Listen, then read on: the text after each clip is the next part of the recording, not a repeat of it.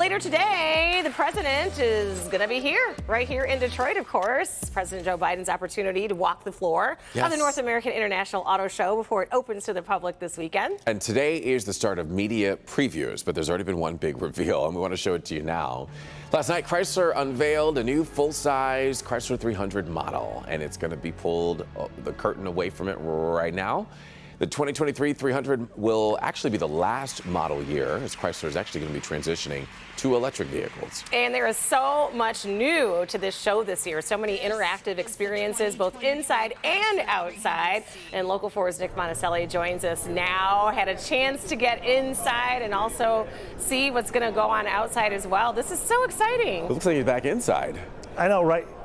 So pseudo inside, right? So the security sweep with the president is still kind of happening over there.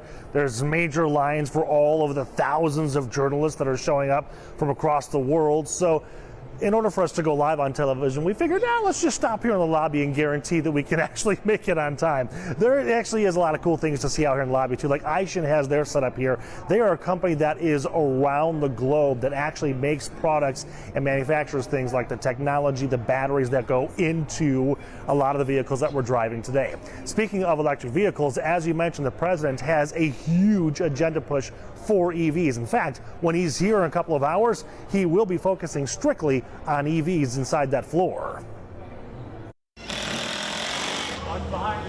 We got a sneak peek inside this year's auto show at Huntington Place as it was being built, and noticed a major feature is electric vehicles. For the first time ever, all 4 General Motors brands will be featuring an electric vehicle.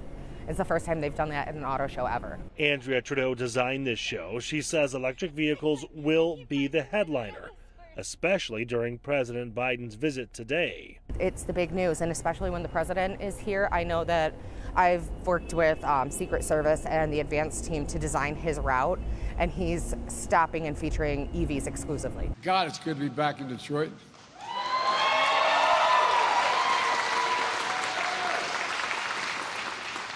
And that Hummer's one hell of a vehicle, man. President Biden has put electric vehicles towards the top of his agenda.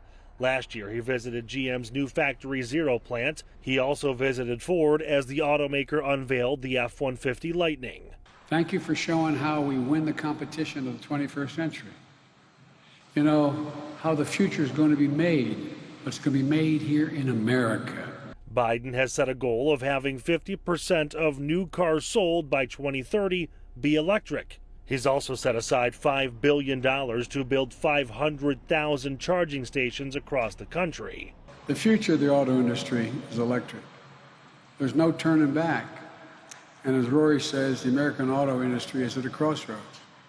And the real question is whether we'll lead or we'll fall behind in the race to the future, or whether we'll build these vehicles and the batteries that go in them here in the United States or rely on other countries.